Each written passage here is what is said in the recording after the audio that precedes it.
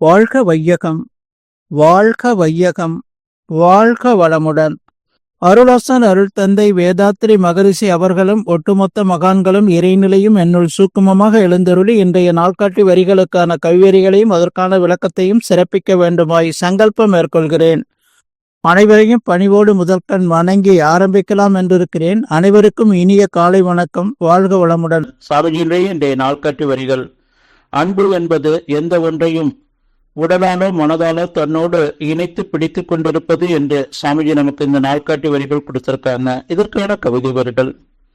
விண், காற்று, நெருப்பு, நீர், நிலம் ஐந்தான வேறுபட்ட இயக்கங்களுக்குள் விண்தான் அனைத்திற்கும் மூலமாகும் விரைவுதான் வேறுபடும் ஒன்றுக்கொன்று. விண்தான் உலகில் உள்ள உயிர்களுக்கெல்லாம் விரைந்தாற்றும் உணர்ச்சி வைத்து உடல் தொடர்பால் விண் அதிர்வு, ஊறு, ஓசை, வெளிச்சம், ஒளி, சுவை இவை மனம் இவைகளாக மலர்வதாகும் என்று சாமிஜி ஒரு பாடல்ல கொடுத்திருக்காங்க. இன்னொரு பாடல்ல இன்ப ஊற்று என நிறைந்த இறைவா என்னும் போதிலே ஏற்படும் ஒரு இன்பம் அதை எவ்வாறு சொல்வேன். நன்மை தரும் நவக்கோள்கள் நட்சத்திர கூட்டம் நான் அகத்தை காணுகின்றேன் நடனமாடிடும் காட்சியாய். உன் பெரிய பேரியக்க ஊமையற்ற ஆற்றலால் உலகங்கள் அத்தனையும் விருடுகள் ஓர் கொத்து போல் தன்மயமாய் தானதுவாய் தவறிடாது இயங்கும் இயக்கும் உன் தன்மையினை என்ன என்ன தவமது ஆனந்தமே என்று இந்த 2 பாடல் கொடுத்திருக்கிறாங்க.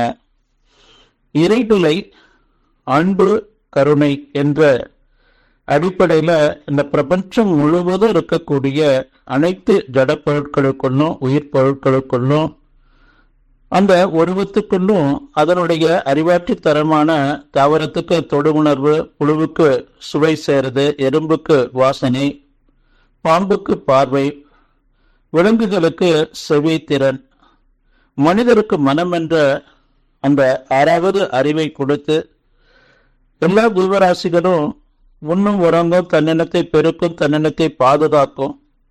மனிதன் மட்டும் தன்னை உணர்ந்து நான் யார், எங்கிருந்து வந்தேன், துன்பமே வருது, துன்பம் நீங்கி இன்பமாக வாழ்வதற்கு என்ன வழி, இந்த சமுதாயத்தில் என்னுடைய பங்கு பணி என்பதை புரிந்து கொண்டே அன்பும் கருணையுமாக இறைவற்ற தன்மைக்கு வாழக்கூடிய அந்த தெய்வீக நிலை மனிதர்களுக்கு மட்டும்தான். அன்பு தன்னை இறைநிலை தன்னிருக்க சூழ்ந்தெழுத்தும் ஆற்றலால உருவான அந்த இறை துகளால இந்த பிரபஞ்சம் முழுவதும் கோடான கோடி சூரிய குடும்பங்களை ஒரு அமைப்பாக ஏற்படுத்தி அதில் 2 இணையும் போது காற்றாக, 3 விண்கூட்டங்கள் இணையும் போது நெருப்பாக, 4 விண்கூட்டங்கள் இணையும் போது அது நீராக, 5 விண்கூட்டங்கள் இணையும் போது அது பெரிய பாறைகளாக, அந்த பாறைகளினுடைய அந்த பேரணுக்கள் சுழற்சியில உயிர்கள் ஓரறிவு தாவரம் தோன்றி இன்று வரை இந்த பிரபஞ்சம் இந்த உலகம் முழுவதும் இருக்கக்கூடிய அனைத்து ஜீவராசிகளும் மக்களும் எல்லாத்தையும் அன்பும் கருணையுமாக இறைநிலை தோற்றுவித்து தன்மாற்றம் இயல்புக்கும் கூடுதலும் என்ற அந்த முத்திரன்ல எல்லாத்தையும் காத்து கொண்டிருக்கு. உதாரணத்துக்கு மனிதனை எடுத்துக்கொள்ளுவோம். மனிதன் உடலுக்குள்ள இந்த பஞ்சபூதங்கள் இணைந்து செயல்பட்டு கொண்டிருக்கு. தரு உடல்ல 95% சுத்தவெளி, 5% மட்டும் பரமாணு. அதே நம்முடைய இரத்த ஓட்டத்துல 96% சுத்தவெளி, 6% பரமாணு. நம்ம உடல் சூடு 98.6 பாரண்டிகிட் வெப்பம், அது 97% சுத்தவெளி, 3% பரமாணு. அதே போல காற்று நம்ம உயிர் மூச்சுன்னு சொல்றோம், இது சுவாசம். அதுல 98% 2% பரமாணு.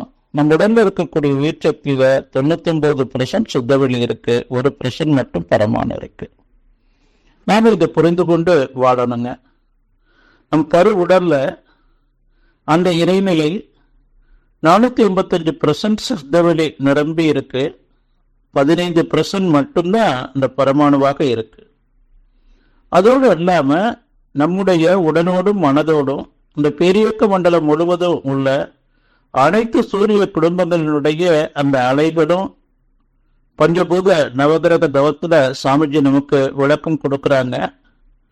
அந்த 9 கோள்கள்ல இருந்து வரக்கூடிய அந்த காந்தலை கதிர்கள், சூரியன்ல இருந்து வரக்கூடிய காந்தலை கதிர், புதன்ல இருந்து வரக்கூடியது, சுக்கிரன்ல இருந்து வரக்கூடியது, சந்திரன்ல இருந்து வரக்கூடியது, செவ்வாய், குரு, சனி, ராகு, கேது, இந்த பேரியக்க மண்டலம் முழுவதும் உள்ள ஒட்டுமொத்த சூரிய குடும்பங்கள்ல இருந்து வரக்கூடிய அனைத்து காந்தலை கதிர்களும் நம் உடலோடும் மனதோடும் இணைந்து செயல்பட்டு கொண்டிருக்கக்கூடிய அந்த பேருண்மையை நாம் மனதில் நிறுத்தி வாழணுங்க. எல்லோரிடமும் அன்போடும் கருணையோடும் நம்ம வாழ பழகிக்கொள்ளணும். நன்றியோடு நிறைவு செய்து கொண்ட இன்றைய சிந்தனையை வாழ்க வளமுடன், வாழ்க வளமுடன், வாழ்க வளமுடன்.